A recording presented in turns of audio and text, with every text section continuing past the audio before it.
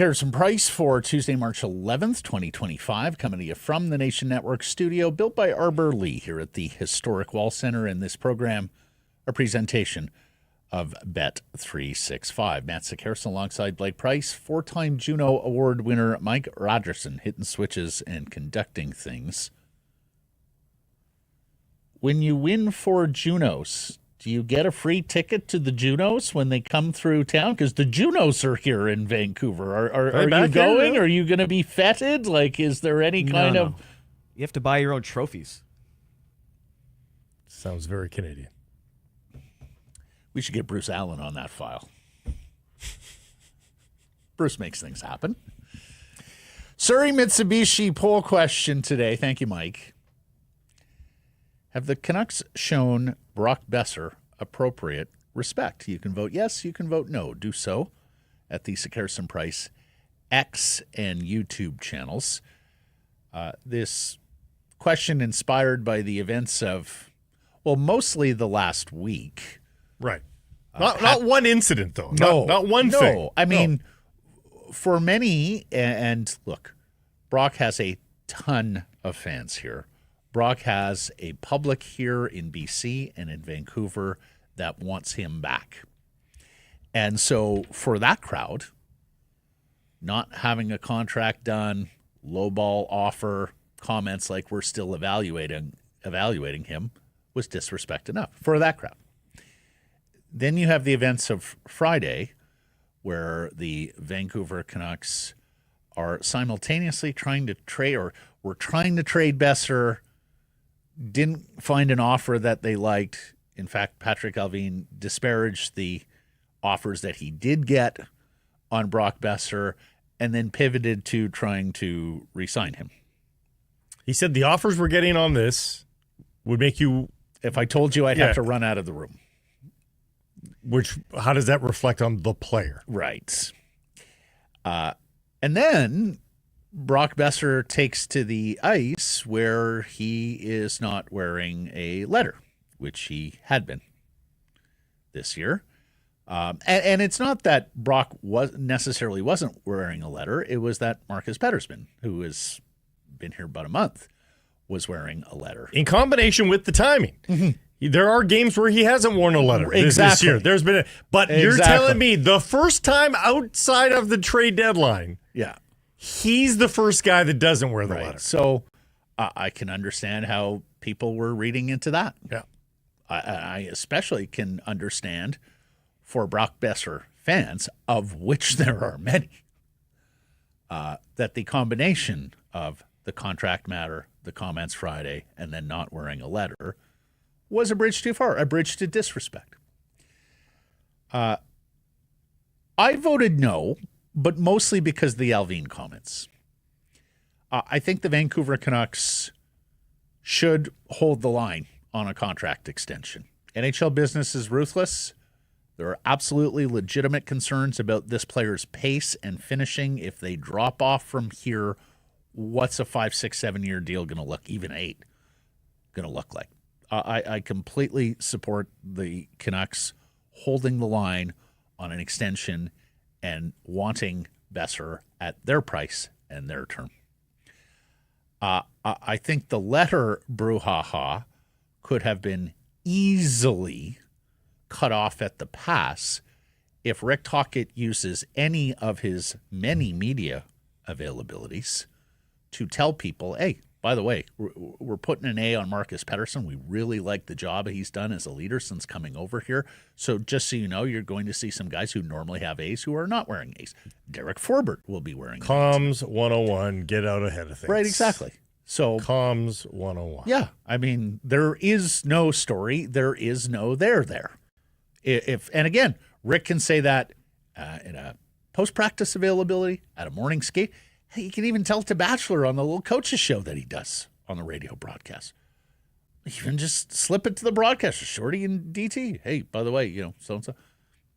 Any of those avenues result in everybody understanding why Brock Boeser isn't wearing an A. The Allvin comments were avoidable. I think they could have been worded differently. And if they are worded differently, something along the lines of, we really value Brock Boeser as a player, particularly down the stretch in this playoff run. We aren't scoring a ton of goals right now. Brock has goals in him, and we just didn't see ourselves moving those goals out unless we were getting a replacement or fair return, or characterize it however you want. So I voted no. It's really a soft no. There's not many poll questions that we fire that I am of two minds. This one had a little bit of that. But I went with no just because I think the Allvin comments, again, were avoidable. If phrased differently, there once again is nothing to see here or hear here. The plan that you had for the comms department about getting out in front, all the more reason to do that is that when you now tonight, Derek Forbert will be the one with the A on. You look like that was the plan all along. Now, Forbert gets the A, and to me that looks like a reaction of, people called us on that thing. Now we've got to show that we're rotating by putting it on a guy that Tocchet said that yesterday, Blake. Right, but that was in reaction to all this. Yep. That's all a reaction. But if you, again, lay it out before, then you look like you had this planned. Now it looks like you're doing it to try to prove your point. And it sort of takes away some of the specialness that Forbert might otherwise feel about it. And, of course, there's other things that go into this, like the public trust is fragile. And so when you lie, mislead, and the Canucks have been guilty of that over the years, people don't want to give you the benefit of the doubt, and I understand. Derek Forbert has played 37 games for this franchise. Mm-hmm. Brock Boeser has played here for almost a decade. Yeah. And so when you're making that change, you should probably explain it. That's all. And Tocchet did yesterday. In reaction to the, but, again. I mean, credit to him, and we'll play the clip here in a second. At least he wanted to get out in front of this. But make no mistake. Well, the Canucks are in front of it after they. Yeah, get out in front of it after it. Yeah. And this wasn't them calmly just going, guys, don't worry about it. This is nothing. Canucks are pissed about it. Like, Tocchet came out firing yesterday and today, saying it's something I need to get off my chest. They are fired up about it in the back channels as well. Like, I think the kitchen is getting hot. Yeah. I think everybody understands that. When something the like honeymoon this is over for the rankles management an group, organization, like, get over it. The honeymoon is over for the management group. That much is clear. People were very disappointed with Friday's deadline, not to mention all the moves going back to last summer and through the season. They're having a poor year. They find themselves on the outside of the playoff bar looking in. You got questions about the head coach's long-term future. You have questions about Elias Pettersson's long-term future. You have questions about the injuries with Quinn Hughes and Thatcher Demko that aren't going well. So the Vancouver Canucks and Canucks Sports Entertainment is dealing with a lot now, and that is starting to show. The daily poll question, a presentation of Surrey Mitsubishi. Everyone at the dealership beyond rallying behind the hometown hero, wanting to get EP40 back to the top. Every time he scores a point, you save $500 on a new or used vehicle. If he gets 2 points, you save $1,000. Our friend Daniel at the dealership told us on these back-to-back scenarios, Montreal tonight, Calgary tomorrow, hey, if he scores a point, it's good the full next day.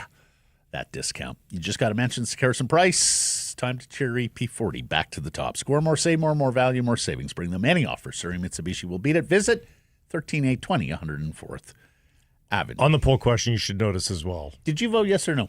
I voted no by a slim margin, much the same as you. But people should take note. The question is not, and very well could have been phrased, have the Canucks disrespected Brock Boeser? Mm-hmm. We're asking him very openly. Have they respected him? Shown appropriate respect. So if the answer is yes, and you're like, yes, of course they have. Great. Oh, yes. It's there. Our top story brought to you by Yellow Dog Brewing, Neighborhood Brewing, Foolish Winery. Rick Tocchet isn't disrespecting Brock Boeser. Just ask Rick Tocchet. Or you don't even have to. He'll just come out of the gates with it. The coach began his media availability yesterday, clearing the air on why the longest tenured Vancouver Canuck wasn't wearing an A Sunday. Here's Coach. Just to let you guys know, we didn't disrespect Brock because he didn't have an A. We've rotated the A's. Garland's worn it.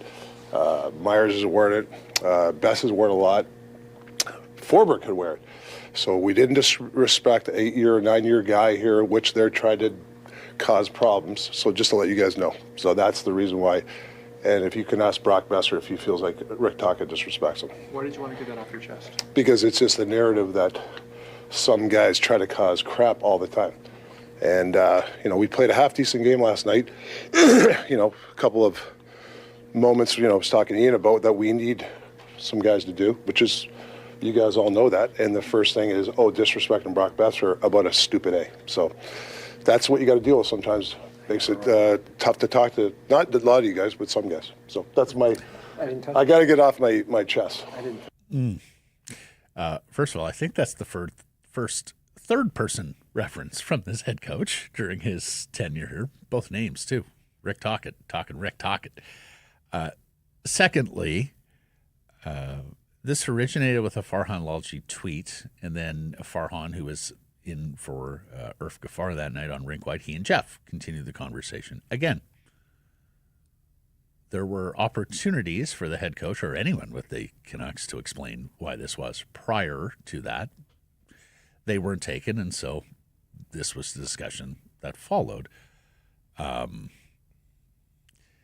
He calls it a stupid A. Right.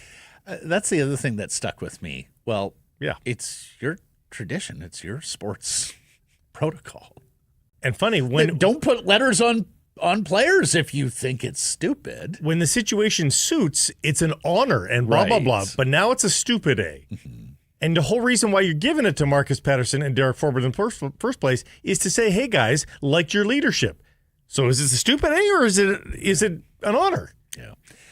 Farhan tweeted with regards to the rotation of A's, he said they actually haven't been for some time. That was the first game they rotated since the JT Miller departure. When Miller got traded, Myers started wearing an A, and every game that Quinn has been out, Boeser has had an A. And it appears now that they are going to rotate going forward. But to say they have always rotated would be wrong. The other thing is that this is being taken by the organization and by Rick Tocchet as if it is in isolation, and it's not. It's coming off of weeks of speculation about the future of Brock Boeser, weeks of contract negotiations with Brock Boeser, where both sides are seemingly very far apart. And the comments of Patrick Allvin, who said, yeah, I guess I'm resigned to the fact that we're okay walking away from the organization. Like, this is not just about Brock Boeser's A. It's a symptom of the illness, if you will, that is the relationship between the Canucks and Brock Boeser. And I think that's why it touched a nerve. It's not about the stupid A. It's about everything with the player. Come on. I would quibble with weeks of negotiation. I think they offered him a contract earlier this season, as several reported, and then weren't really interested in negotiating until last week when it became clear that they weren't going to get what they perceived as fair value on Brock Boeser, and then started to scramble and go, we don't typically leave UFAs unsigned, untraded through the trade deadline. Let's see if we can get back to the table here. As Elliot Friedman noted today on Toronto radio, the Boeser situation has been hard on the group. And I completely Media's fault, though, probably, right? Well, yeah. I'm not surprised in the least. Much as he's a beloved figure across our community, he's a beloved figure in that dressing room. Mm-hmm. Brock moves seamlessly between all the factions there. Also, his teammates, of course, can put themselves in Brock's skates. There is great respect. There is great admiration for a long-tenured single-team player. Especially a player like Brock Boeser, who was here through all the lean years, right? So I Brock's a feeler. We know that. We had Darren Dreger last week tell us that this season has been very hard on Brock because he tries to be friends. He tries to have great working relationships with everybody. And he and many others weren't able to broker a peace between Elias Pettersson and JT Miller. And that watching your team and your teammates getting torn apart, first emotionally and then via trades, is most difficult. I get that. Boeser was asked about the letter business this morning and said it didn't surprise me at all that Marcus got one. He's such a leader in this locker room. We rotated the A's earlier this year, so I wasn't shocked at all. Class act. Mm-hmm. I think what's happening here, and we've alluded to it, the heat is getting to the Canucks, but particularly to Rick Tocchet, because this is out of character for Rick Tocchet. Rick Tocchet has not lashed out at media like that before in his Canucks tenure. He's blasting players in the postgame pretty much after every loss, and there have been a lot of them recently. He's losing his cool with on-ice officials, as we saw Sunday, for, again, I think the first time in Rick Tocchet's tenure. The personnel is just not good enough to fill the net. The stars are injured. He's hearing criticisms about his system, about his in-game management, about his personality management. Going back to the Miller-Pettersson business, he's worrying about outside noise now. And, of course, he's got his own unsettled contract matter. So also getting bad luck. There, two guys came down with the flu today. He probably just can't believe every day when he shows up to work, what's next? So all the everything has to go right, and it did, of last year is coming home to roost this season on the reigning Jack Adams winner, including there seems to be a lot of reporting on the Boeser file that just didn't line up last week. Dreger told us he didn't think a first-round pick was available. Dhaliwal said it was. Patrick Johnson said it was, but it was part of a larger deal with Carolina. I mean, it sounds like if there was a first-round pick offered, the Canucks were looking to immediately move that pick so that, quote, no steps back, Patrick Allvin could satisfy his management, if not his ownership's desire to make the playoffs at all costs this year. Those that buy into that theory, though, then will concede, yes, but then they, and insert Jim Benning joke here, they ran out of time. Yeah. Because by the time they got to the framework of a deal that included some futures that they would then want to flip, they wouldn't have had time for the flip. Yeah. And then you're left holding the futures, and you're a worse hockey team in the present. Yeah. Now, all that said, I have most admired Rick Tocchet's messaging as head coach of the Vancouver Canucks from pretty much the moment he got on the job. I think he's an incredibly skilled communicator. And I have also praised his willingness to have the greater hockey conversation with a hockey-knowing public. And this is new for Rick Tocchet because, of course, his previous stops were Arizona and Tampa. They don't live and breathe the game like we Canadians do. Mm-hmm. Most of them have not ever played the game, been around the game. And I think Rick has relished having that conversation, particularly when things were going well, because I think at his core, Rick Tocchet is a hockey nerd and views Canucks fans as like-minded. You know, these are people who invest in every small detail of the club, of the game. Fantastic. And so I'll continue praising Rick Tocchet for his communication skills and his willingness to have the fuller conversation. We learned so much about it because he's forgotten more about hockey than we'll ever know. And his humility in terms of being willing to criticize himself and talk about the areas that he's got to do a better job on. And I will go back to last year's end-of-season press conference where he immediately took questions about the offensive output and not generating enough off the rush. He had already been thinking about it and talked to all of us about. That's an area we've got to get better. I've got to improve. I've already talked about how we're going to do it in the summer and look, it hasn't come to pass as much as we all would like. There's a personnel issue there. There's a personnel issue there as well. But he was willing to have all of that conversation. And even yesterday, where he starts frustrated and lashing out, he comes back to some humility. He admitted he called Thatcher Demko's latest setback a tweak because that was wishful thinking. Mm-hmm.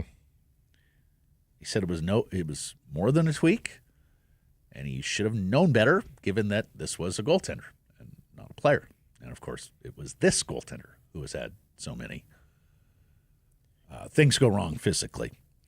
So the information there is Demko needs 2 to 4 practices before he is going to be returning to a game crease. And, look, it's not going to be tonight. It's not going to be tomorrow in Calgary. So here's where I differ from you with regards to Rick Tocchet. Okay, here we go. Rick Tocchet does do a lot of those things. He's very honest. In fact, it now might be arguable that he's honest to a fault in that most games he gives a pretty frank assessment. The most recent game talked about the 3 best players on the ice and their extravagantly low ice time and said, you earn ice time on this team. Yep. It's the very latest in a series of criticisms that he's had on his best players about moving their feet and wanting to get to the tough areas, wanting to do tough things, and working harder. It has happened. And shoot the puck more. Don't forget, shoot the puck more. Right. Imploring them, begging them almost, and it's not happening. And so when we've got all that honesty, that things aren't working, that effectively he's criticizing almost his own job because it is his job to put these players in position. He's basically saying, I'm not getting through to them. That's the small font here. Yep, that's fair. And so when he draws all those things, admits the mistake he made on the injury prognosis of Thatcher Demko, and then turns around and says out of the other side of his mouth, and by the way, where are you getting? Who are you to connect the dots on Boeser not having an A and not having any sort of reflect? Coach, you just told us that nobody's moving their feet, that the player's not playing well enough. Your GM just said the guy's got no trade value that's respectable. Again, it's not in isolation. You got to treat people in this market with a little bit more respect that they can see the whole picture. If this was out of nowhere, Boeser's got 25 goals, 30 assists this season, he's playing great, and you're like, why are you disrespecting Boeser? That'd be really weird. I admit it. And you come out and say, where is that coming from? If you want to ask us, where is that coming from, you're going to have to sit down for about an hour. We can tell you where it came from. There's ample evidence, Rick. So don't act like it's out of left field. The extrapolation that Farhan and Jeff may have made here on, hey, is this just the latest that they've sort of given up on signing the guy, so they're going to move on to new A's? Mm-hmm. That has a basis. That has a root. I think that's fair, Blake.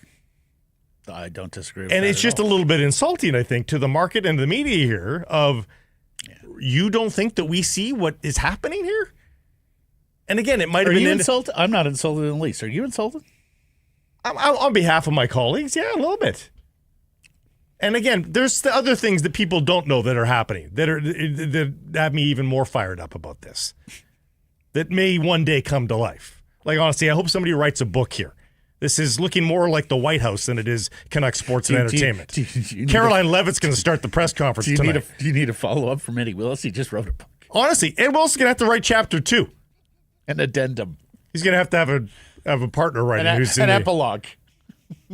Eddie, if you're listening. Like, folks, this team, you wouldn't believe it. You just wouldn't believe it. Okay, tell them about Yellow Dog. We've got games to get on to. I need a Yellow Dog right freaking now. Do you want me to do the Yellow Dog? Are you shook, bro? You're certainly mad, bro. Yellow Dog Brewing would like to remind you about the High Five Hazy IPA. With spring and summer coming, the hazies are so great in the hot weather. Slightly cloudy in look with a super soft mouthfeel. This beer is then loaded with a plethora of hops to give it strong flavors of grapefruit and stone fruit. bright, fresh, and vibrant. This hop elixir will have you racing to the end of the glass. Find it in your local liquor store. And, of course, yes, Canadian.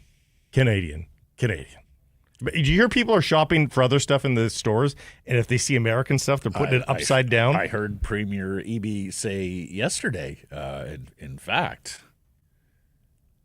buddy, your California Caps Habs disappearing. Did you hear that yesterday? I have heard that. He was going beyond red states to blue state. BC Caps Habs are great too. Yeah, of course. So I heard Premier Eby saying that yesterday, that consumers, British Columbians, don't even want to see it on the shelves. The other thing I'd like to note, we've been doing this show for 13 years. Mm-hmm. And I sometimes feel like I've had a corrosive effect on Blake, because when we started the show, I was full of a lot of piss, vinegar, prone to impulsive outbursts. Mm-hmm. Blake had the longest fuse I had ever come across. You think my fuse is shortened? I think your fuse is shortened. Oh. Mine has certainly lengthened. Even when I think of the disagreements I have at home, and we had one today, this morning. It is rare for me to get to outburst these days. When we first started, I couldn't believe how far I could push him without it getting any kind of emotional reaction. These days, you just scratch. No. You okay? I think it's the death by 1,000 cuts. Two of the kids are out of the house. The other two are older, and so he no longer has outlets for that, perhaps. No, I've got no time for unjust accusations from Canucks Sports and Entertainment. That's what I've got no time for. Big game tonight against the Montreal Canadiens, and of course, they will have their fans at Rogers Arena. Alas, the Vancouver Canucks will not have Captain Quinn Hughes in uniform. He skated in a non-contact jersey today at morning skate.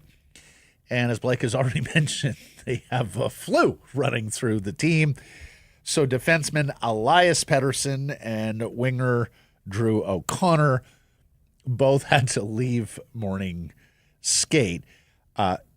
Look, bad enough that you have the flu for tonight's game, but you have the single biggest game of the season tomorrow in Calgary against your number one direct competitor for the final playoff spot, wildcard berth in the Western Conference. And, it's funny, I was thinking, because last year in December, we sat there and looked at the Canucks record and went, they can't fuck it up from here. They're going to the playoffs. So, Blake, we haven't had a regular season game with this sort of gravitas in a while. That's true, and they're setting themselves up for a lot of them. Exactly. There's more to come. This will be the first in what will be a string of biggest game of the season, honestly, albeit this is the final one against the Calgary Flames, sadly. I think it's pretty safe to say if the Canucks lose or miss the playoffs, it's going to be by 1 to 4 points. Like, it's going to be close. They're going to be in it to the end. Which is why I think this is a critical week. Like, if they go 1-3 this week, and my prediction is true that they missed the play by 1 to 4. So we're not counting the Dallas game as part of this week, then, right? You want to start it on right? Monday? No, okay. I meant these two sets of back-to-backs. You could even extend it a little bit. 9 days from now, they play the Blues. So in the next 9 days, they play their closest competitors all around them: Flames, Utah, Blues, all tackled in the next 9 days. So, particularly in these back-to-backs, though, because we know they've had a devil of a time with these back-to-back scenarios. I think they need to go 3-1. If they go 2-2, they keep themselves afloat, but they're not helping themselves. And if you go 1-3, you're starting to put yourself in a lot of trouble. I think they got to get the one in Calgary, and they absolutely need to get the Blackhawks home game. Don't let those 2 points slip away at home. Well, this at the Blackhawks weaken themselves at the deadline too. Montreal too, though. Like, these are not. Well, but Montreal's a little. They're better, but to me, Montreal's up the food chain from the Blackhawks. We should mention too, O'Connor and Elias Pettersson are expected to play tonight. Now, I wonder with Elias Pettersson, you don't ask a guy to grind out 2 games in a row, 2 nights in a row with the flu, do you? Is this because they're going to ask him to do that tonight, but they're going to have Quinn Hughes take his spot tomorrow? Yeah. They wouldn't commit to him not playing tomorrow. Hughes intimated no, that's true. Talking intimated they want to see Hughes in a couple of practice. Non-contact today doesn't sound great. His words are you going to TBD from tonight but are you going to morning skate tomorrow in Calgary? No. Second of a back-to-back? No. Or do you morning skate tomorrow because of Quinn Hughes? Because you want to see if there's opportunity for him to play. Because you're not getting in bed until 2:30 and it's just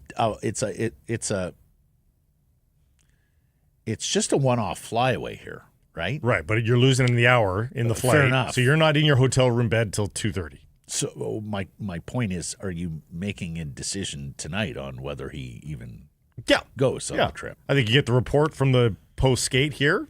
How do you feel? Another 24 hours, you're ready to roll. Yeah.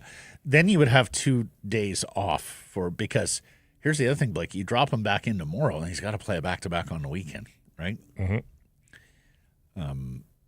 You got 2 days after the Calgary game. You certainly want to see him in there for the Flames game. But if you don't, I can also understand the reasoning of a couple more days because you're going to have a practice in there. And so morning skate, practice, another morning skate. I think you probably feel better about Hughes's preparedness.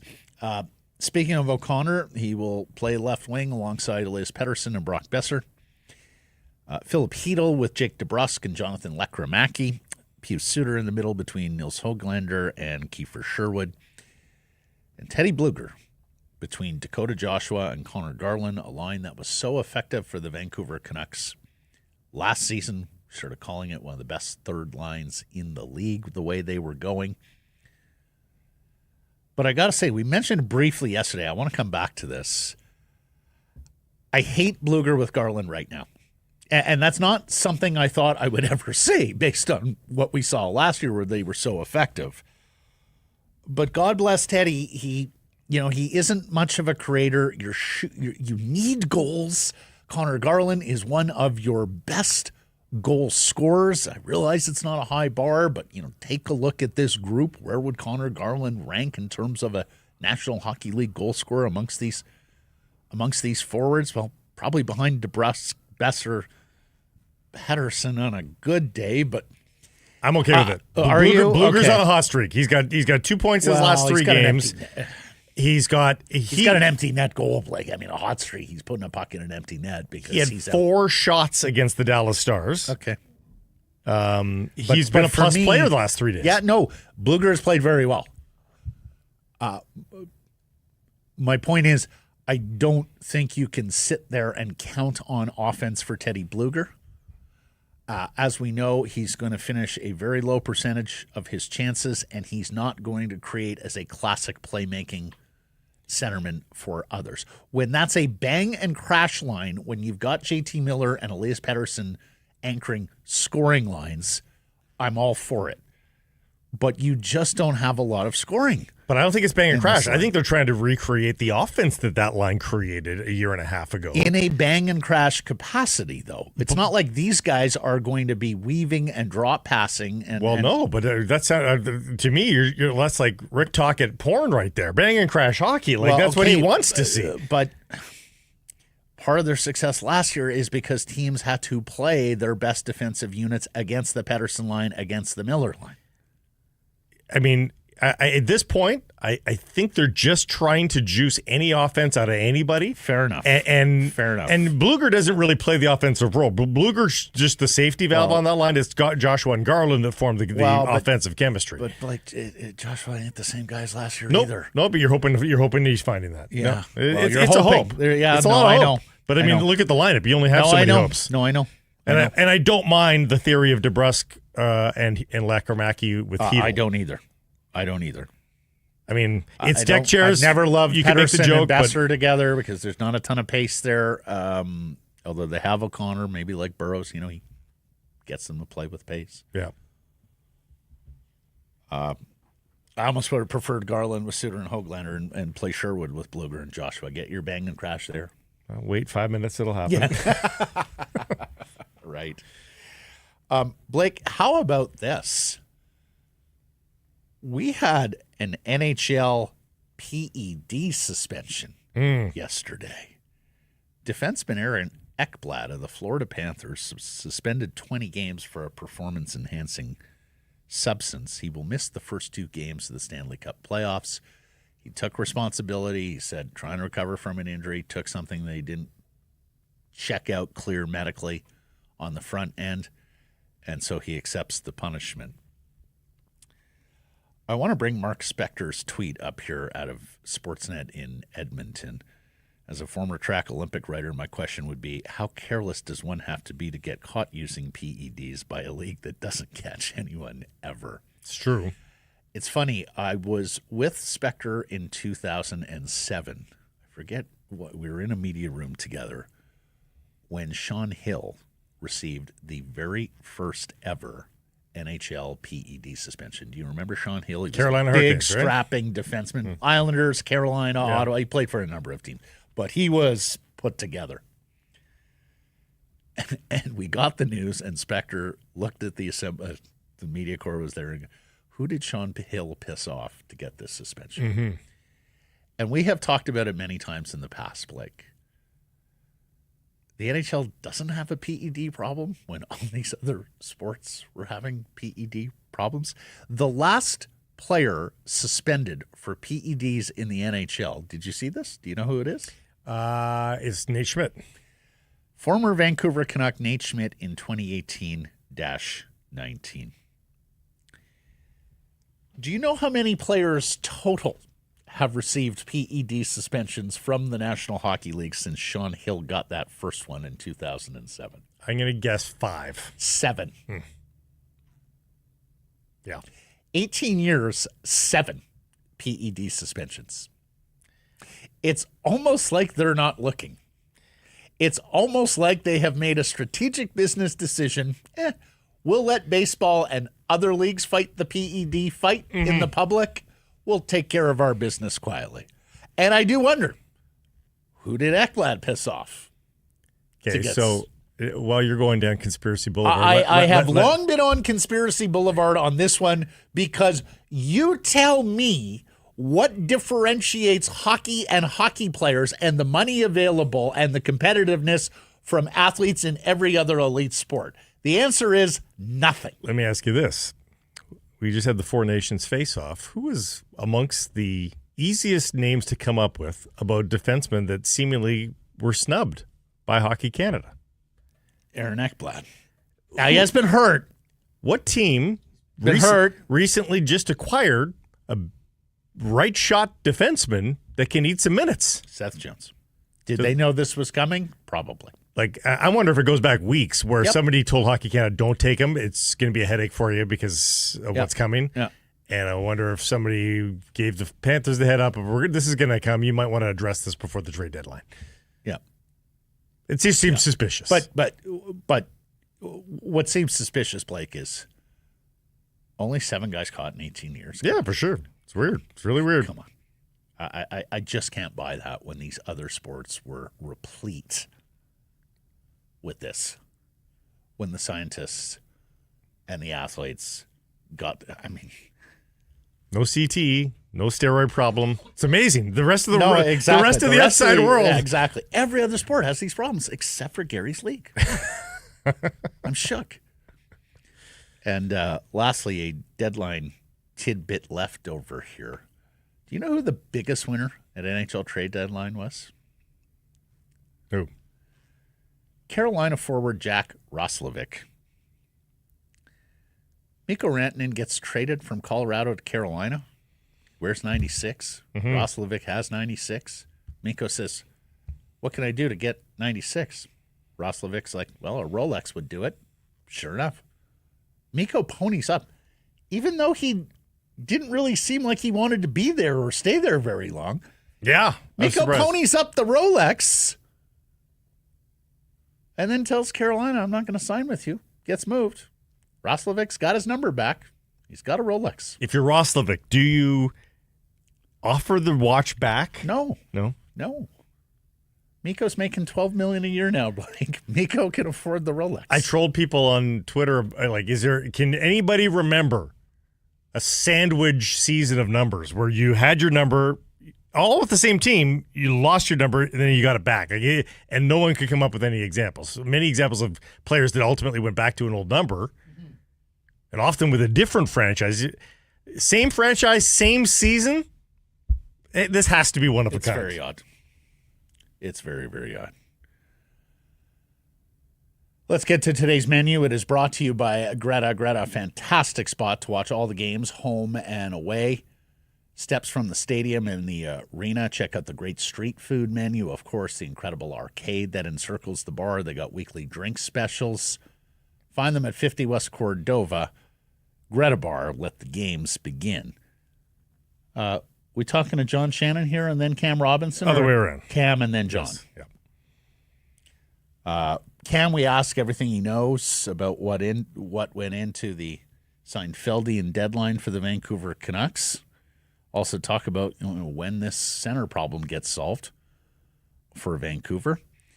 John's been very bullish on the Canucks' playoff chances this year. Talk to him about that, minus Hughes, minus Demko. Talk about, he knows Rick Tocchet. He's known Rick Tocchet many, many years, and what you're seeing out of the head coach these days. Okay.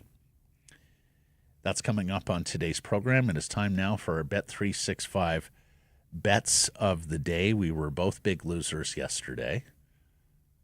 I thought big losers, yeah.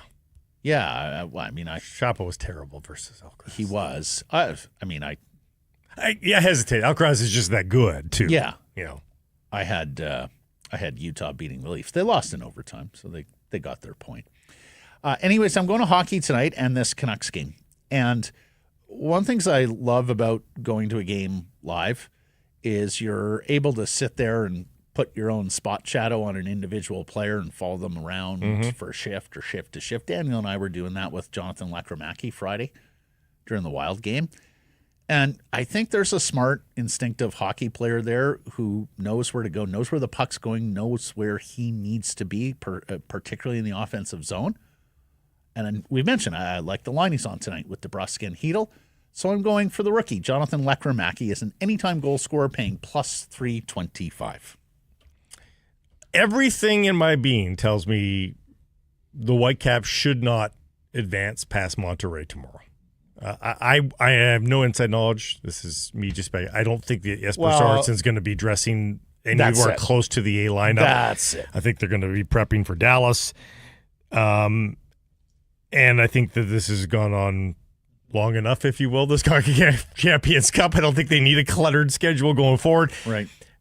And yet, the depth has found a way here in a couple of different ways. So this is not to win because it's complicated. It's a two-legged match. This is not to win the game tomorrow. It's to win. It's to qualify. It's to get through. So it means could be a tied game at 1-1 where they go to extra time or penalties. Blah blah blah. However it happens, they could score 2 road goals in a draw in advance, right? Yep. Or they could just win the game. Well, a tied game at 2, the Caps advance. Yeah, right. Road goals. It was 1-1 in the first. Yeah. Leg. So again, it's not to win the game, but it's to qualify, to move on. Plus 240 on the Whitecaps. I don't know. I just think they might find a way to get it done. I just don't think this is their priority. It's on the road in a Mexican stadium. And Matt, here's the thing. It would almost be a bad idea because you've got more games to play. You got more games without Ryan Gault. It would almost be a bad idea. You're further taxing the guys with all these But you're not going to tell the players not to try. So no, you're not. But you can influence with your lineup. No, this is tanking. But honestly, I would play almost the B squad tomorrow. Your priority is is it Saturday or Sunday in Dallas? I think it's Saturday. Yeah. Breaking news coming in from Bet365, where every nail-biting overtime win is a barn burner. Every face-off, hat-trick, power play, shot on goal, penalty shot, and every suspenseful minute in between. Amazing. Whatever the moment, it's never ordinary at Bet365, an official partner of the NHL. Download the Bet365 app today. Use the code NATION to get in on the game. Must be 19 plus or older. Please play responsibly. Cam Robinson coming up next.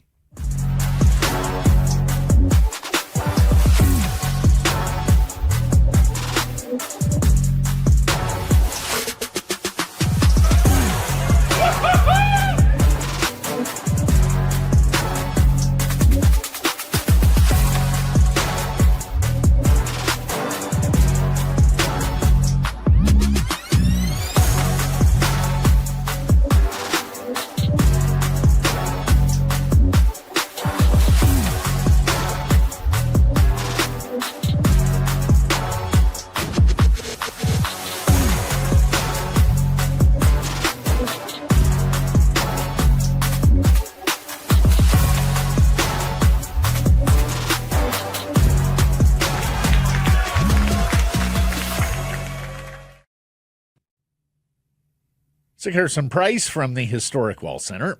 Imagine the Vancouver Canucks pushing for a playoff spot, and you're sitting in the Konica Minolta Champions Club section of Rogers Arena watching the Canucks and Golden Knights in brand new Canucks gear.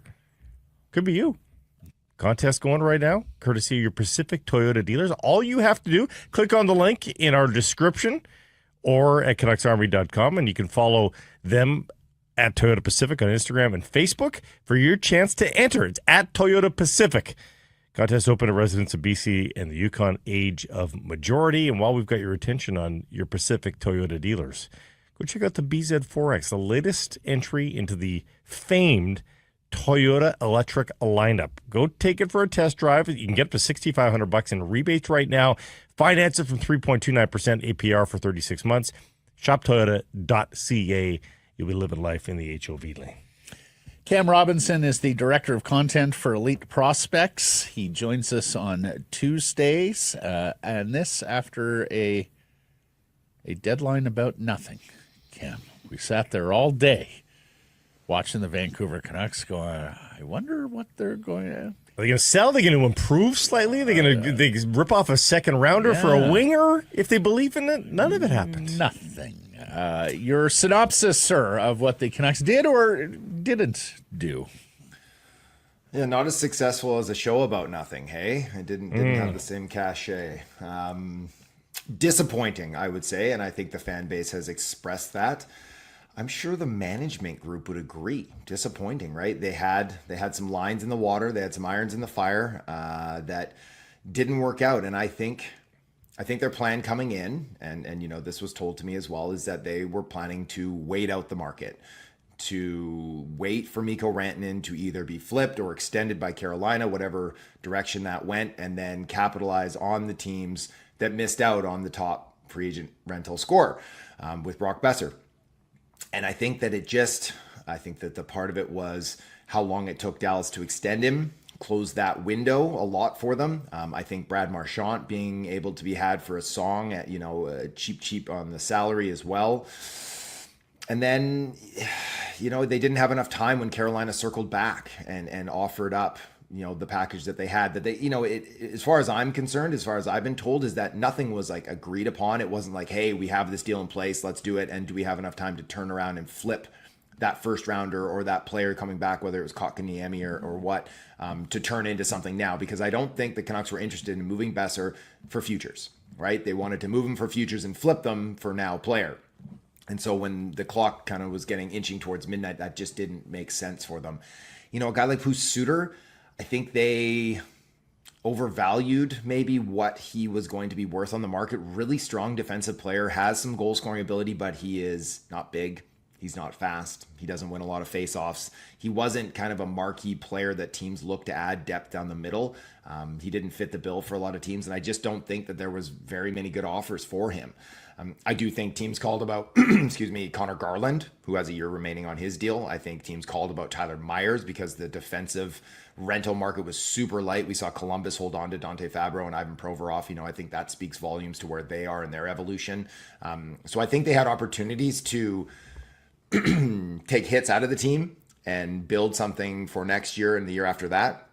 And they chose to stay the course. And, they missed out on a seller's market, but maybe they just didn't have the assets to really sell. And that kind of comes down to some of these teams that are more proactive in the summer and bringing in players that they can recognize these will be assets for us at the deadline. And Vancouver obviously isn't in that part of their life cycle. If that was where they eventually fell to, okay, we're not going to sell anything here. I'm surprised they didn't have a plan B locked and loaded, ready of, well, we should sprinkle a little sugar on them for the rest of the season at the very least and give them a little bit of a speed bump here. I mean, this team is starved for goals. Heck, Kuzmenko coming back would have been like anything to say, here's another chance at scoring goals. And they said no to that too. Well, you look at what the price tags were, right? Are you going to go out and give a second-round pick for Anthony Beauvillier to bring a player like that back in, and so he can, put up 2 goals down the stretch? So I think that if it was a softer market and you could just quickly throw a third rounder at a guy like Gus Nyquist or something like that, a player that moved earlier, to bring in and be like, hey, a little boost, help him out here. I think they probably would have done that. The value just probably wasn't there for him, especially down to the wire like that. Where teams recognize too, right? That it's like you've got someone kind of bent over a barrel at that point when it's 11:30 or whatever, 2:30 in the afternoon Eastern. So I think they got handcuffed. I think they tried to wait out the market to do a soft sell and a soft buy, and nothing came together. I think that they, getting a third for Carson Soucy, I talked about this on the show weeks ago, is that I checked around with sources and everybody said, I think, roughly a third, maybe a fourth at full freight. And so they did that. At least they did that, and I think that is indicative of how they view Elias Pettersson, the defenseman.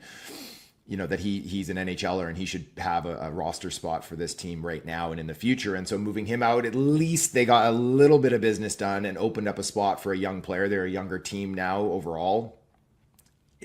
But overall, it was disappointing, and I think fans have a right to be concerned with the lack of this, kind of the frozen in time and space right now. What are they? They're not even in a playoff spot, let alone legitimately good enough to contend for a Stanley Cup right now, yet you're not building for the future at this point in time. So they're stuck in that mushy middle, and that's the biggest threat to any hockey team. Well, speaking of mushy middle, they're asking us to believe that the prices were too low to sell, but too high to buy. Yeah. How are they asking us to believe that it's both ways? Well, it depends. I didn't realize he was in the comms department for the Canucks. No, but I'm just saying, that's what they're asking us to believe. Why should we believe it? Yeah, well, I thought that the comment on Boeser on the offers, I thought that was out of line, to be honest with you. I know some people are just saying that he was trying to almost be like, hey, we value this player more than the offers. Well, you could have said that in a different way and framed it in a way that wasn't kind of putting a dent on this player that now you're attempting to re-sign and continue to have a relationship with. So I didn't like that. I didn't like the way he worded that. You could have come out and been like, we valued our players more than what the market was offering us. And so we thought we were going to hold on to them. We're still battling for a playoff spot. And in order to buy, you could have just pointed at, X, Y, and Z. Hey, look at how much these teams are paying for these third liners, or that these guys with 10 goals on the season or whatever. We weren't willing to do that and mortgage part of our future, our long-term plan to try to get maybe a slight upgrade this year. So as far as PR goes, I thought it was mismanaged. As far as the deadline goes, I think that it was a product of, their own assets and just the situation that they were in trying to wait out that market. It could have paid off. There were teams that were interested in Brock Boeser. I think that there were teams that were interested in giving up a first-round pick for Brock Boeser. Whether or not Vancouver wanted that, or if they could take that and then flip it for a Josh Norris or something, I think that they would have been interested in. But that wasn't going to happen, and it wasn't going to happen so close to the deadline. So they were just kind of stuck. They were handcuffed, and whether that's not being proactive early enough before the deadline, or targeting players to buy that had a little more undervalue on the market that could value you, I don't know. So identifying, pro scouting, all those things kind of come into play for this, and nothing happened. Yeah, no, I agree wholeheartedly that he words it differently, and there's no issue whatsoever, particularly if you're trying to get Brock to agree to a hometown discount deal here going forward. The one part that I just could not understand is that offers being poor for Boeser in a world where Beauvillier is going for a second, in a world where Kuzmenko is going for a third. And I think you hit it, Cam, that they weren't enticed by draft picks, even first round picks, that it needed to be something, either a 3-team deal or where they can take the picks, the futures, if you will, and reinvest it into right now help. Bruce Garriock in Ottawa said they were pretty well down the line on a Josh Norris deal. Did you hear anything there, and what would you have made of the fit there of Josh Norris? I think it would have been a good fit overall. They need help down the middle, and obviously being best buddies with Quinn Hughes isn't going to hurt us, and locked up from several years wouldn't have hurt in trying to convince Quinn to stay long term here after his current deal expires in a couple seasons. Not to say Josh Norris is a perfect player, has a lot of injury history with that, and he comes at a big tag, but I do think that would have made a lot of sense. And I was told the same thing, that they were interested in him, among other younger, kind of mid-20 centers that they were kicking the tires on. Again, I think that it was contingent on them moving out Boeser and getting those assets and flipping those assets. They didn't want to move their first round pick this year. I think that's been well documented, that they want to hold on to that at the expense of Melvin Fernstrom and that Rangers pick. Fernstrom's been having a great time in the SHL since that trade too. So they obviously value their own first round pick this year. They don't value getting a contender's first round pick this year or adding another one in the late teens or 20s. I don't think that was going to do it for them. They wanted that young center, but they don't have the assets. They didn't have a Dylan Cousins to move over to get a Josh Norris, right? They don't have pieces off the roster that they can move that would entice teams like that. And so I think that they probably were talking more hypotheticals. I think that they had an idea in mind that they could probably get a first for Brock and then flip him. But as far as Ottawa was concerned, is that they could get a player like Dylan Cousins, who has far more upside than a first round pick that you're waiting 3-4 years on. And it makes far more sense for Ottawa to do that, especially in their life cycle. Yeah, and he scores a big game-winning goal against a direct playoff competitor last night, the Red Wings. Yeah. Was there any smoke on Petey, Cam? Best you can tell. Yeah, so I got, I reported it the day before, whatever, that they were once again listening on him. And, some people in the industry side of things, came and texted me and be like, I don't think they ever stopped. And so I had a couple of teams, though, that fully, and not to say that they weren't picking up the phone when teams called. Obviously, you'd be derelict in your duties if you weren't. But I had one team just like outright tell me, Vancouver told us Pettersson's off the market after the JT Miller trade. And then I had another team tell me that, they said basically to Vancouver, like, we're going to keep making offers until you tell us to stop. And Vancouver was like, well, we're not looking to do anything right now. We're going to hopefully the trade here shifts the culture in the dressing room and it wakes him up and the Four Nations is going to all go off. And, but I do think that there were teams interested. I don't think it was ever likely that he was going to move at the deadline. I don't think anything ever got close, but I do think they started listening once again, a little more engaged. They were a little more engaged in listening. And now, Pettersson seemed to have like a little come to Jesus moment there with the media last week. His play has not resulted in any production as of yet, but you could argue that it's starting to move in the right direction. The value of him around the league remains strong. I do believe that. I know that one team that was very interested in acquiring him earlier in the season, they told me, yeah, it sounds like he's back on the market, but we're no longer interested right now. But you come back to this in June, right? We see what he does down the stretch, good or bad. I think if he plays really, really well, that still might not mean that he's a Canuck long term. That might just buoy them to get a better package for him at the draft. And if he plays poorly, I do still think there's value around the league, that there's a number of teams that would still look at him and be like, we can fix him, right? It's that bad boy attitude. We can make him better, get him into our house. We can change him because it's not that long ago that he was still a superstar level player. So I think that if they want to move Pettersson before his no move kicks in the summer on July 1, I think that there will be avenues to do it. But again, the teams that are looking to buy an Elias Pettersson will be offering futures. They will not be trying to pull core pieces off their roster. This isn't Mikko Rantanen. They're not going to give you Carolina doesn't have Marty Necas to trade anymore. That was probably going to be the best offer they were going to get at the time. That Necas, Kotkaniemi, Jack Roslovic, and a pick was rumored earlier when they went and chose Rantanen instead. That was probably the best you're going to get as far as bringing in a player today that's going to impact your club.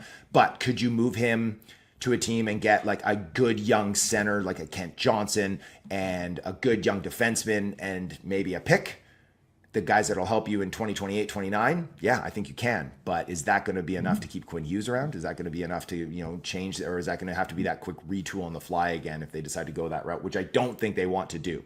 So long term, I do think that they prefer to keep Pettersson, but if offers are good enough in the summer, I do think they'll be listening. Is Pettersson? Hey, that is Jack Roslovic and his Rolex. Okay, we had that. Is Pettersson to Carolina a non-starter for going forward? Because the Kotkaniemi piece looked like it was possible. Yeah, and Papa Stankov, and don't you want your prodigal son to return to Vancouver? Is that possible? Well, and also, Cam, I saw something about, were the Canucks sore with the Hurricanes because of the Rantanen thing and being left at the altar at the last minute? Take on all of this on Carolina.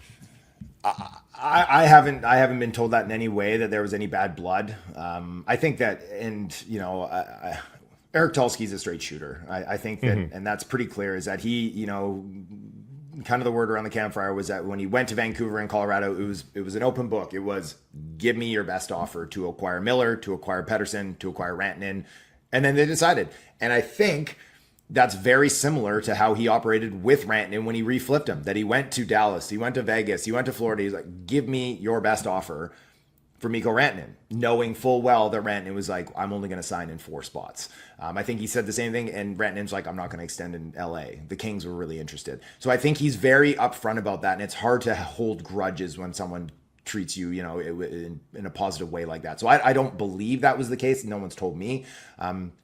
Is Pettersson going to Carolina out of the question long term? No, I don't think so. That's a player that they've identified for a lot of years now that they would probably love to have on their roster. And when they moved out Necas, yes, Stankoven plays in the middle of the ice, but I don't think you view him as like, I'd probably prefer him on the wing myself. And, he's been utilized a lot like that in the NHL so far too. So if they could have an opportunity to bring in an Elias Pettersson in the summer, I think absolutely they'd be interested in that. And they're a very analytically driven team, and they see the upside with him and the skill package and the age, and the contract, right? It's heavy, but it's long-term. They have that locked in, right? Yeah, I have no insight whether it would happen, but I do think that it's something that's not out of the question. Does the center problem get addressed by the draft, or does it go past July 1st? I think they're going to have to be creative. I think that they will actively be looking to trade for a center in his mid-20s at the draft. I think that they will have to be active in free agency. They're going to have to add. They're going to have to find something here that isn't just a stopgap, that isn't just going out and signing Brock Nelson or something like that, a guy in his mid-30s for 4 or 5 years and having to battle against the market that everyone else is trying to add this player to. How many teams want to? How many teams want to unload their decently productive 25-year-old center? What do the Canucks have to give that team? That's the big question, right? It's not like they're flush with picks or prospects. They have a couple of, they have 3 or 4 good prospects. They can't afford to trade really any of them. They don't have a wealth of picks because they don't ever siphon money through their, they're sitting here after the deadline with all this cap space. They could have been a third team to get free picks and free lottery tickets, and then you parlay, right? Same with moving out some of these players where you talk about the market wasn't great. Could you have moved Pooh Suter for a late second or an early third? It's that doesn't help your team, but those little chips add up that then you can use to get something that you need later on, right? And that's what we see all these good teams doing. We see Carolina constantly move back in the draft 5, 6, 8 spots, get themselves a free second or third round pick, draft more players, have all these prospects to go out and trade for a Jake Gensel at the deadline, right? To use 4 of their prospects that they don't have to worry about because they have 12 more that are comparable in the pipeline. Vancouver doesn't have that. They haven't been stockpiling assets enough to really go out and move the needle in that regard on the trade front. So you're absolutely right. That's why they're going to have to get really creative. They're going to have to really trust their pro scouting and try to identify undervalued and underused players that they think could take a step up with their organization. And they're obviously making a big bet that Philip Hedl can stay healthy and maybe be a legitimate number 2 center. Mm-hmm. Josh Norris, Dylan Cousins, Casey Middlestad all came and went as those young centers. Now, in some cases, Buffalo with Cousins, Colorado with Middlestad, they weren't particularly enthused with what they were doing recently. I go back to the 2022 offseason. The Canucks on the market for a right shot defenseman. They watched top prospect Brock Faber get dealt. Tony DeAngelo, Brent Burns. There were right shot defensemen, John Marino. There were right shot defensemen that came and went that summer, and the Canucks resolved themselves, okay, we better do this by the deadline, and you had the Philip Hronek trade. I think the opportunities that passed them by at this deadline, or that they just weren't able to satisfy because they were unwilling to pay the price, or they had this two-pronged, got to make the playoffs and build for the future, I think that's going to spur them to get very aggressive in the next window for a young centerman. It almost has to, as you guys say, right? There are only so many opportunities in the NHL calendar to go out and make these sorts of moves, and the draft is the next one. So as much as we look forward to all of your prospect reports, Kim, and we know you are the draft guy, trade market, it's too bad there's no Flora. It's too bad this is a remote draft coming up.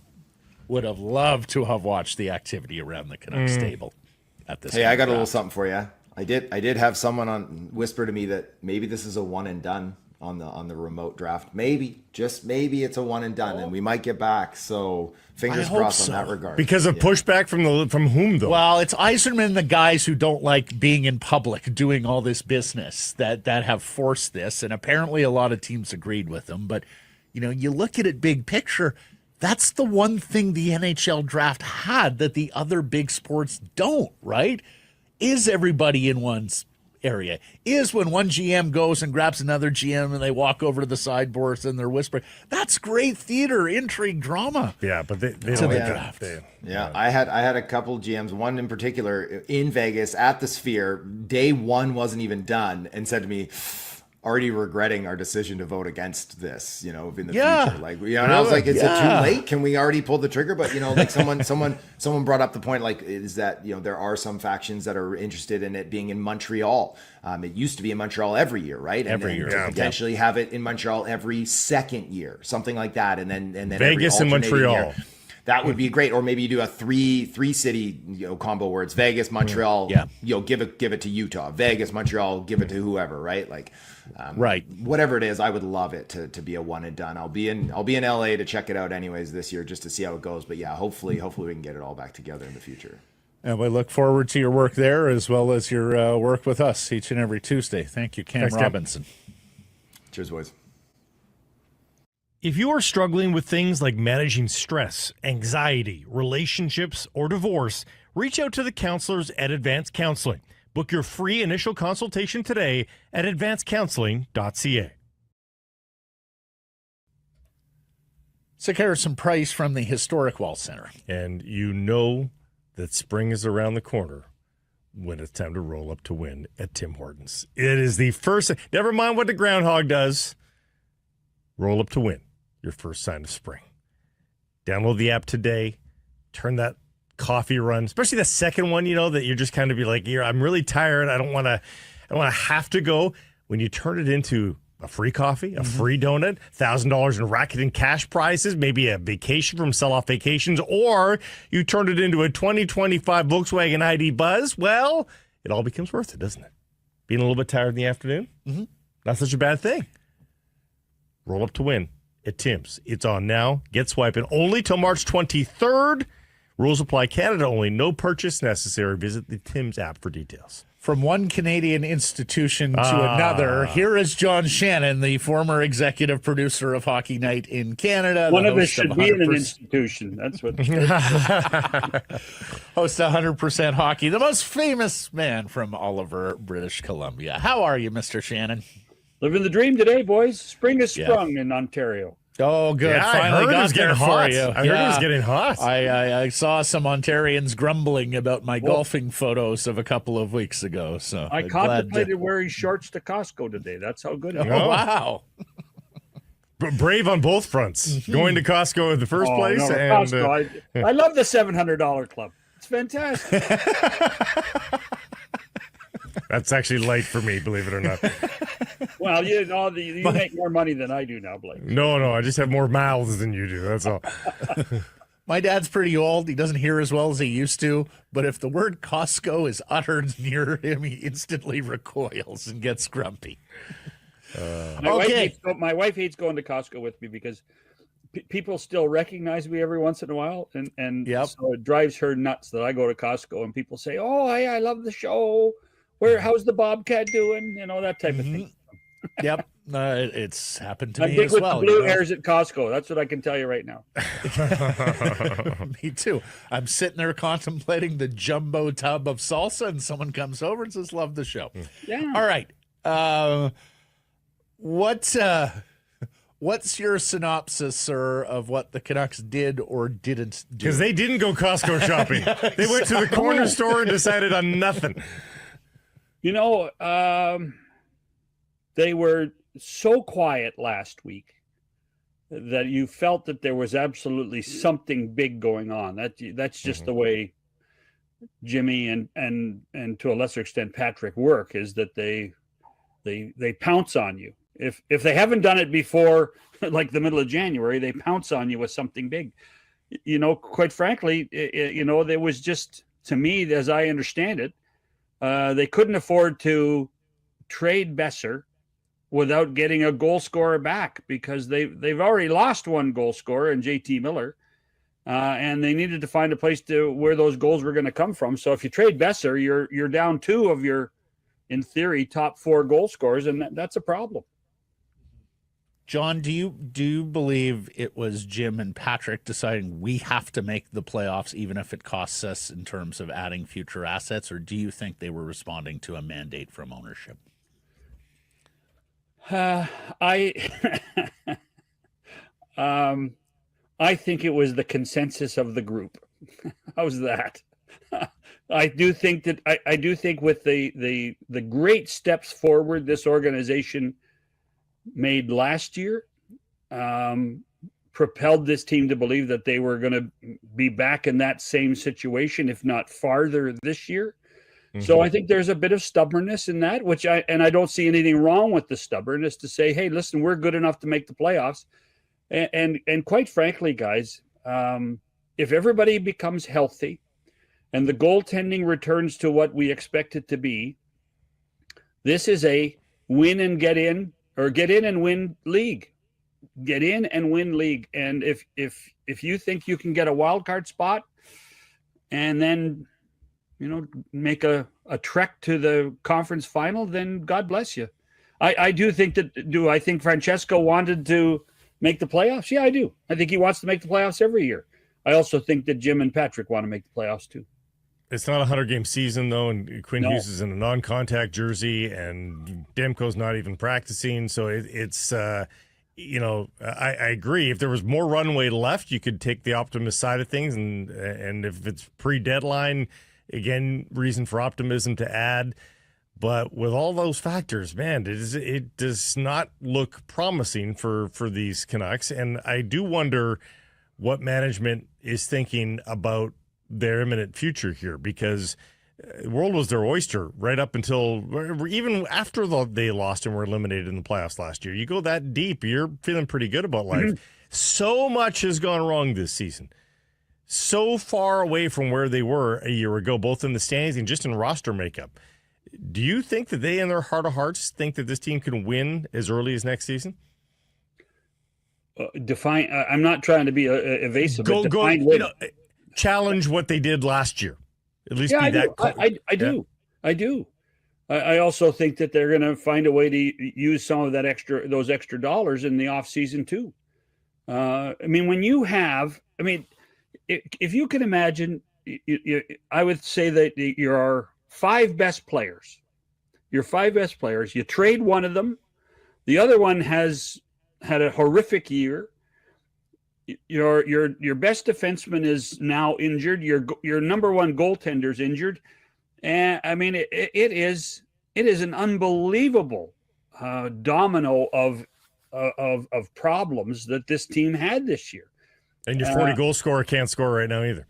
And he was the guy who was having a horrific year. So. Oh, I think you're talking about Pettersson. Okay, there's a few candidates. Yeah, I know. I was talking about Pettersson. So I don't think you can blame this management team nor the coach for the injuries to Hughes or Demko. I don't think you can do that. I don't know about Pettersson. You have to hope that there's a way to turn him around, although he has played better of late. But he needs to be more consistent. He wasn't very good on Sunday night. He was good on Saturday night. So those are the types of things that need to be addressed somehow, some way. And let's face it, Rick Tocchet, listening to Rick after the Dallas game when he's talking about ice time and talking about earning the ice time, Rick's had enough. He's now said, I'm going to do it the way I want to do it. And forget about massaging people. They tried to massage people all season long and it didn't work. Now they're just going to play the hard and fast Tocchet way. I have two follow-ups. You have always been most bullish on the Canucks' chances this season, John. Gosh, I think I've asked you the follow-up to your every time. Well, not every week, but once a month for sure. If I told, and I have a Tocchet follow-up here in a second, but if I told you that Quinn Hughes would not be 100% the rest of the way, and that they may not be able to count on Thatcher Demko the rest of the way, would that change your opinion on this team? As the Hughes thing might change my opinion. If Hughes is not available for, 19 games? If he's not available for that period of time, then that's an issue. This right now, this 6 home games of 7, to me, is the season. This is it. Montreal tonight, Chicago, Utah, Winnipeg, and then sandwiched in there is the game tomorrow night in Calgary, which is, I don't have to explain how important that one is. These, they're 2-1 on this little group of games right now. They have to make sure that they win. Well, I think they have to win 4 of the 5. I really do, because I know you guys have to check the schedule. That 6-game road trip, that is torture in March. Torture. And I just don't see how they could accomplish anything if they're not in a really good spot at the end of this homestand, which ends, by the way, with the Winnipeg Jets coming to town. Mm-hmm. And that road trip ends in Winnipeg as well. Right. St. Louis, Rangers, Devils, Islanders, Blue Jackets, Jets. And they're all and everybody's fighting for something. It's not as if there's no layups other than the Chicago game in any of this. There's no layups, and that's the real challenge right now. So win at home, do your best, win at home, win in Calgary, and I think they can survive. Yeah. My Tocchet follow-up, you mentioned it. He's doing it his way now. Yeah. He's gotten frustrated here this week with media and officials, something we almost not – I'm not sure we saw it once in the Tocchet era in terms of outward frustration towards the media, outward frustration towards officials from the bench. He, of course, has the mutual option, so both he and the Canucks have to agree to come back, and, of course, in a perfect world – I'm sure he's looking for the extension. Knowing what you know now, do you think Rick Tocchet is back next season? I think this whole group of guys is back. I think that they have unfinished business now. I think that this season has created that so-called slogan of unfinished business, and they want to right the ship. There's only 32 of these jobs. There's only 32 of them. And this is still a great hockey market to coach in. It's a great country to coach in. And Rick Tocchet's a good coach. And I think that the challenge of being able to prove to people that this team is better than what they have showed this year based on what we saw last year and what they're going to create in the summertime, I think that Tocchet's back. Do you think everyone involved will have the choice to come back if they miss the playoffs? Does somebody have to walk the plank? Listen, you mean other than players, you mean? Yes, sir. I think players should walk the plank before this group does.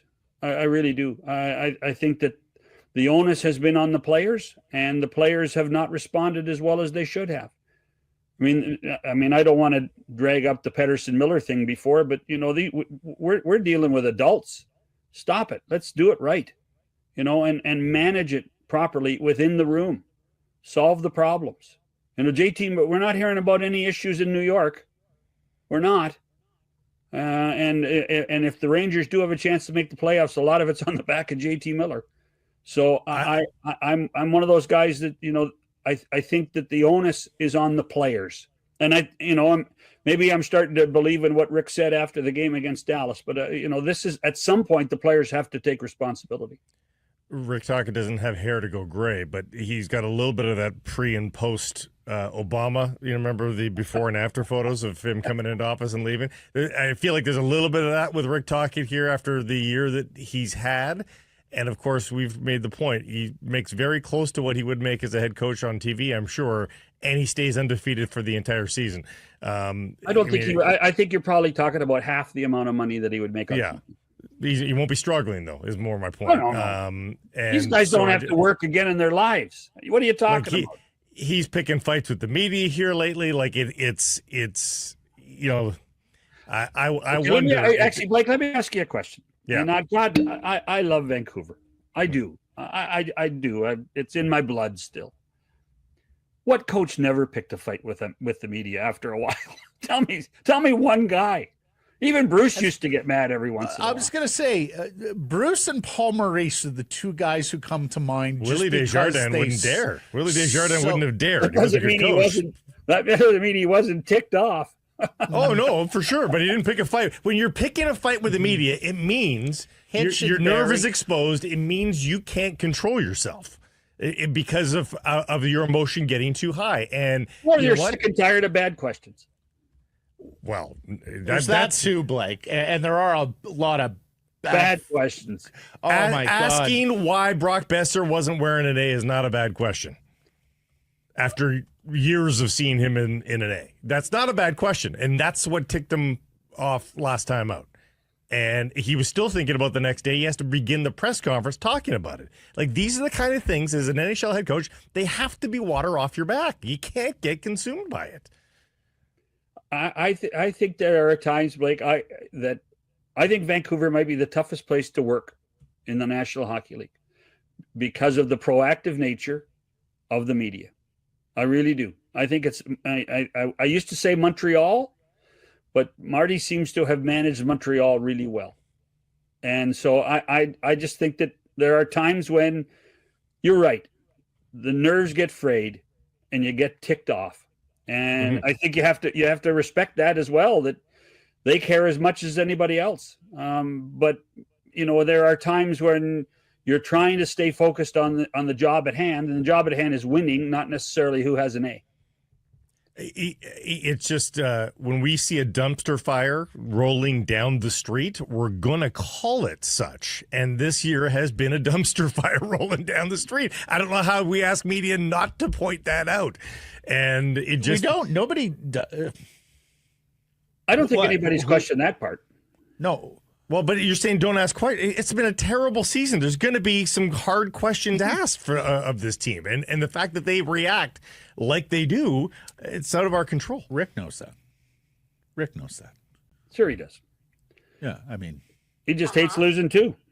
Well, look, I think it would be naive to think that the Miller-Pettersson thing hasn't taken a huge 1,000%. Yeah, absolutely. Like, I think this was such a unique situation, which is my point of why he might just dust his hands off and go, guys, I'm out here. Yeah, I mean, although, particularly if that player's still around. Let me. I understand what you're saying. Do you think he should, Blake?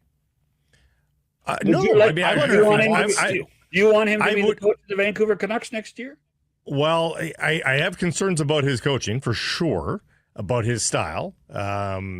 Style because of the players he has? Well, even going back, though, we chronicled this yesterday, John. Going back now almost 20 months, this team is in the mid-20s in scoring in the NHL. So even when he had the full roster of Miller and Pettersson, everybody, they didn't score many goals. In fact, you could make the argument he coached them out of the goal scoring that tilts the numbers in his favor in his early part of the tenure. That was just because he was still coaching the old system to some degree. And he said he didn't want them to focus too much on his new system in the first few months. So he coached goals out of this team when they used to know how to score. And so that is a concern for me going forward, yes. But more, I'm just saying, I don't know that he'll want to coach here is more what I'm posing here, that this is just too much hassle. This group doesn't mesh with what he wants to do very clearly with his repeated saying he benched his top 4 players last game and said, you got to earn ice time. He's been saying this for weeks on end. At some point, does he just say, this isn't the group? And guys, if you can't change the whole group, I'm not coming back. I don't. that's like saying I'm going to take my football and go home. I don't see Rick Tocchet saying I'm going to take my football and go home. I think he'd rather confront you and try to fix it than do that. Honestly. Well, there's a fine line between that makes it sound like he's giving up. I don't think it's giving up. We all put ourselves in positions to succeed, and if he doesn't see a position to succeed there, it's not giving up. It's called making a business decision. Well, the business decision, he gets paid really well to be the coach of the Vancouver Canucks. So I understand what you're saying. I appreciate what you're saying. I see that he's going to prove to people that he can coach and be this is a really good hockey team. And this team, if not this year, then next year can be a playoff team. To answer your question, John, I do want him back as coach next year. I think he did an extraordinary job last year. And I do think if given the right personnel, I think he hasn't gotten dumb over 6 months. He hasn't. No, but here's the problem. I do think we are getting towards, unless things change dramatically here in the final quarter of the season and maybe playoffs, I do think we're getting to an either Elias or Rick has to go proposition. I think Elias is very difficult to reach. I think Rick has done his best. I do wonder whether he's been wholly tuned out by the head coach. We saw some progress by the player. We saw some progress last week. It'd be great if that continued and we could talk about a brighter future. But if Elias reverts to what we saw against Dallas, then I do wonder about either getting a new voice for him or having to move him out. So I think that's where we're slowly and it wouldn't surprise me that that's been the philosophy inside the front office is, okay, we get rid of Miller. Let's see what happens the remainder of the season before we have to make a hard and fast decision on number 40. Yeah, because if Elias can't work with JT and Elias can't work with Rick, the problem is Elias at that point, even if you want to assign part of the blame and say JT was a problem, which I do think he was as well. But, not everything is going to be perfect around you, and that's something that I think Elias has to understand going forward. I don't think you can cater to his every whim here, great a player as he is. I agree. I agree. I think it's about time that he showed what he's worth. He has to. At some point, he has to show what he's worth. I mean, he's making more money right now than Mitch Marner. Yeah. If he's making more money than Willie Nylander, and Willie has as many goals as Elias has points. Yeah. So I think if he's not here, it looks a lot more probable for Rick Tocchet to come back, and probably a little more rosy for him to come back as well. So, yeah. Now the big question: when is John Shannon coming back to his home and native British Columbia? John, not that I want to push you into retirement. I know that's many decades away, but when you do retire, are you coming back here to beautiful BC? Or are you going to set up shop here on the coast, by the mountains, play golf 12 months of the year? No, if I come home, it won't be there. If I come home, it will be somewhere between Vernon and the border. So we'll try to find a place between the North Okanagan and the South Okanagan, and if I have to drive the 4 hours to play golf with you boys, it might be worth it. John we know John will drive extraordinary lengths to see his friends. We've got friends in Kelowna that can arrange for golf there. Every single real estate agent in the Okanagan, you are on notice. Shannon is looking for a spot that suits him. Yeah, listen, you'd be amazed. I tell people here, I have lived in Ontario now since 1993, and I still view myself as a British Columbian. There's just a mentality, and it's a mentality that people don't understand, and then you have a conversation for 20 minutes, and they kind of understand. John, I've told this story before, but I'm a Cub reporter on the Leafs beat in Toronto. Pat Quinn is the head coach, and for a guy who grew up in Hamilton, at the end of the Leafs season, Pat Quinn makes his exodus to Vancouver. And so I'm sitting with a bunch of Leafs reporters one day, and they're bitching and crying about how Quinn is the head coach and GM, and he doesn't work in our city during the summer, and we never get to see him or talk to him during the summer. And what's the big deal about Vancouver? Every time I go there, it's raining. And somebody piped up, have you ever been there in July? Oh. Yeah. Hey, even now, I mean, even now, I watched local Vancouver news the other day, and they had some outdoor shots, and I'm saying, what? And I looked out the window and saw the snowbank 4 feet tall. And what am I doing here? What are you doing? Come on. Yeah. We got to get home soon. Can't wait to see you here, and can't wait to see you next week. Thanks for this, John. Appreciate it. Cheers, boys. If you are struggling with things like managing stress, anxiety, relationships, or divorce, reach out to the counselors at Advanced Counseling. Book your free initial consultation today at advancedcounseling.ca. Secure some price from the historic Wall Center, where you extend your game night with a staycation in downtown Vancouver. Book a secure some price rate exclusively here at the Wall, 604-331-1000. Tell them we sent you. Some blackout date supply based on availability. This segment, a presentation of Resurrection Spirits, who, in collaboration with these two fellas, has created the S&P Gin. It's right there, that blue bottle there. Fabulous stuff.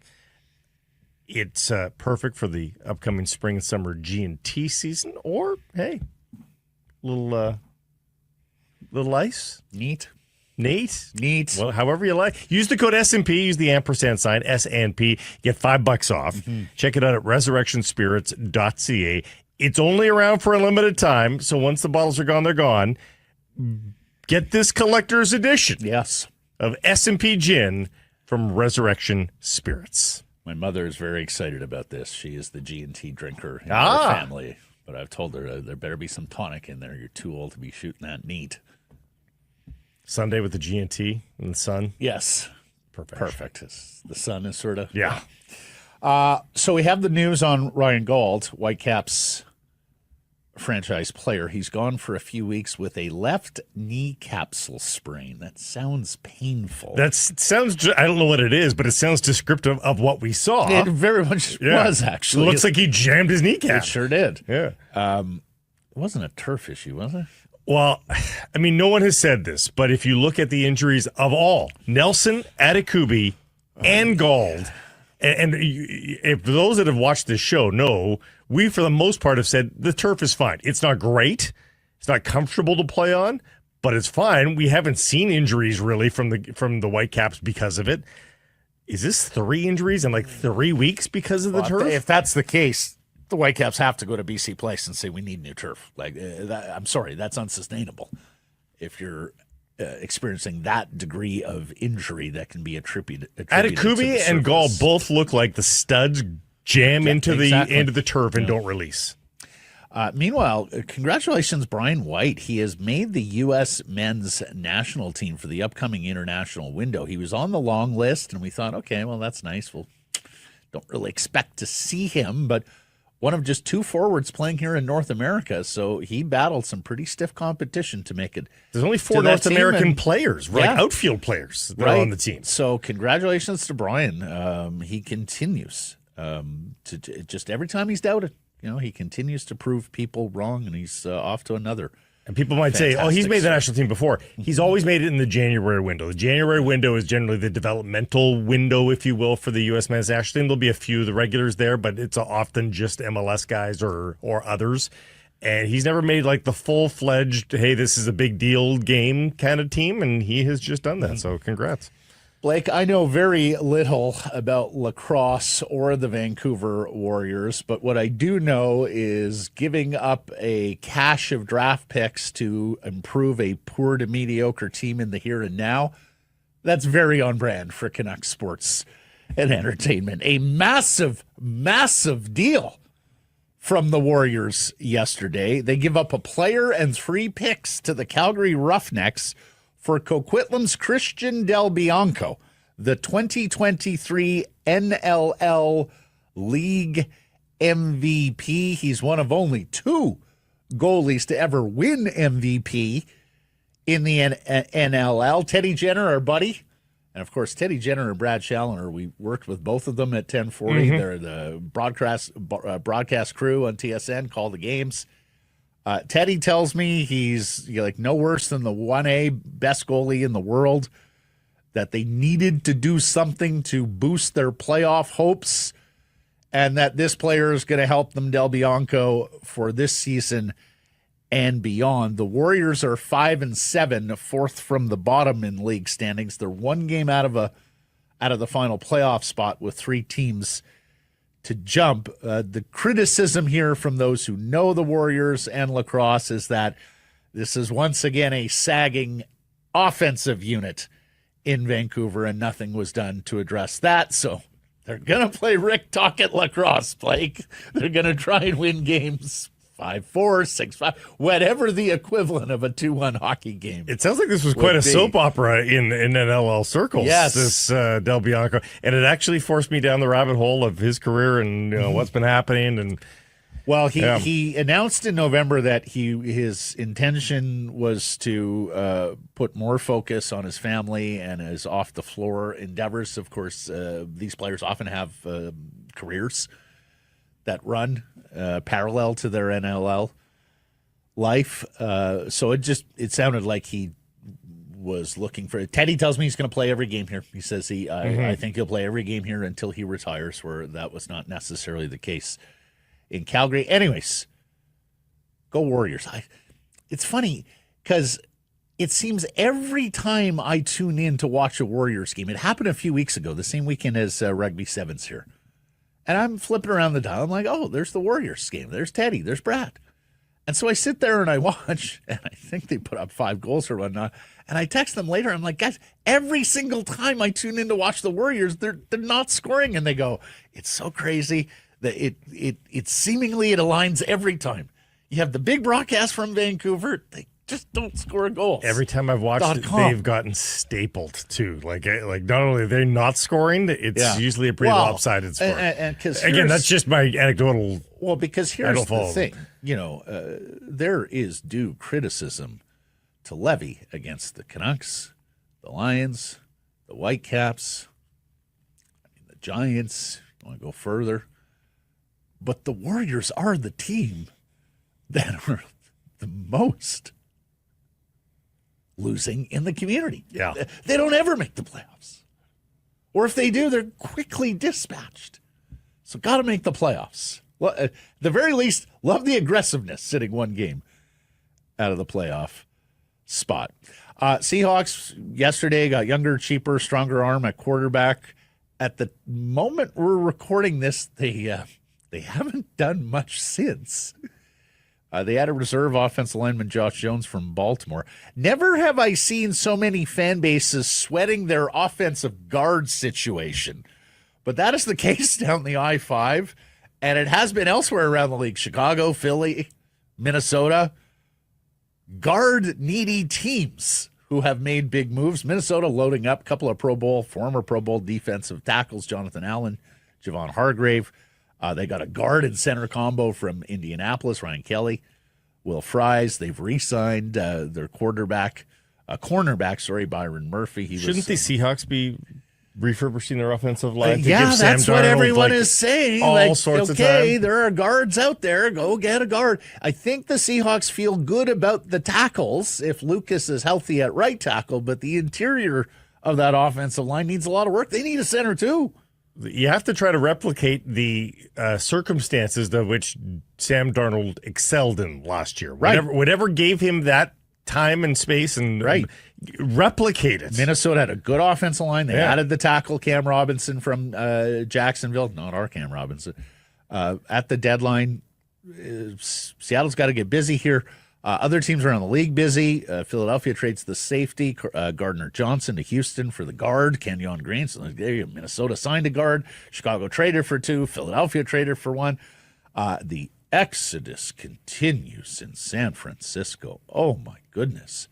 Just a couple of years ago, you could look top to bottom and say Kyle Shanahan has one of, if not the best, roster in the NFL. They had already traded Deebo Samuel. They lose the 2 secondary members, Ward and Hufanga.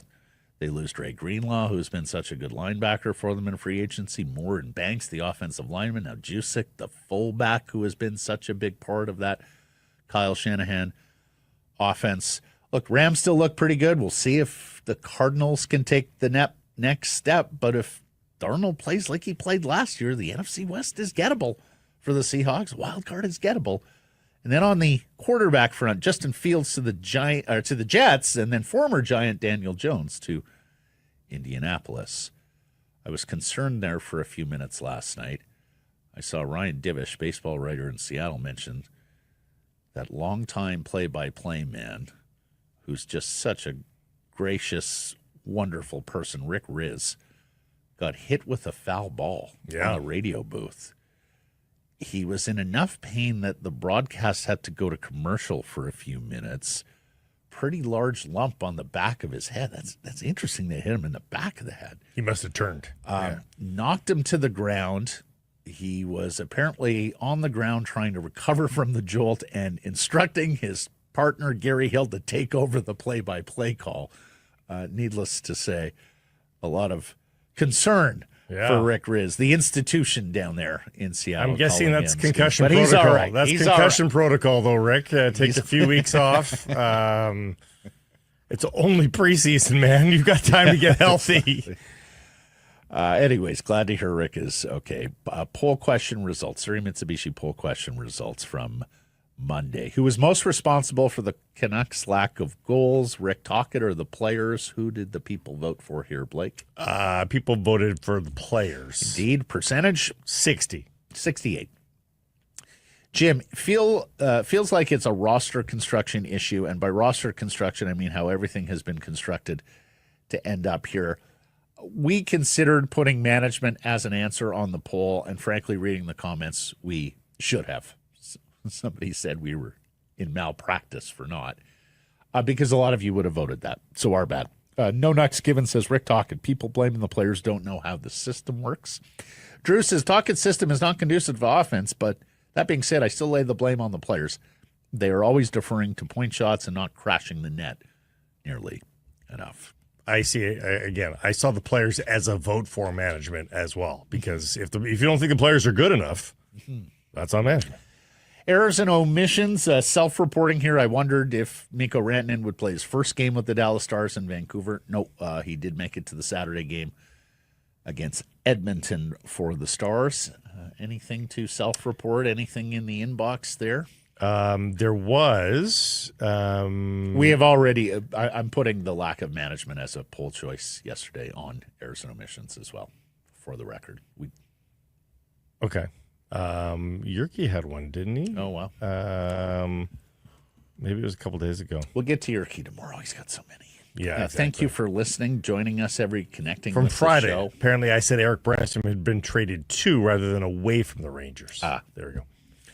Thank you for joining the show, everybody, connecting with us. We do appreciate that. Please do subscribe to all our assorted channels, YouTube, and wherever you get your podcast. Follow on social. That's X, Insta, Facebook, TikTok, YouTube, Blue Sky, live on many of those platforms, noon Pacific time weekdays. And, of course, support the community sponsors that we keep telling you about. This is the point of the show where we usually sign off, and I tell you to keep it local. We have an addendum today because we would like to pass along our respects to Mr. Peter Wall, who passed away last weekend at age 87. Mr. Wall was a visionary who left his mark on this city's skyline and its transformation from a lumber port town to an international destination. He was colorful, outspoken. He disliked the term property developer, but I think he would have embraced the term maverick that many wanted to put on him over the years. He was a big UBC donor, had a successful thoroughbred racing operation. Used to see him at Hastings a fair bit. 4 years ago this month, and Blake, it might have even been 4 years ago today, we were invited to this property to look and see if there were any sites for a home to build our new studio. We were met by a Wall family member and told, ask away. Everything is on the table here. If there's something that appeals to you, we'll do our best to make it happen. So getting things done ran in the Wall family, and we're so fortunate to have landed here. I met Mr. Wall a couple of times over the years here on the property. He was incredibly gracious and funny. He once said to me, "You're the sports guy, right?" He would drop by. He would walk past the studio and give us a wave. And he was a gracious landlord. Yeah, he sure was. So to everyone here at the Wall Center and the Wall family, we send our deepest sympathies on the loss of your patriarch.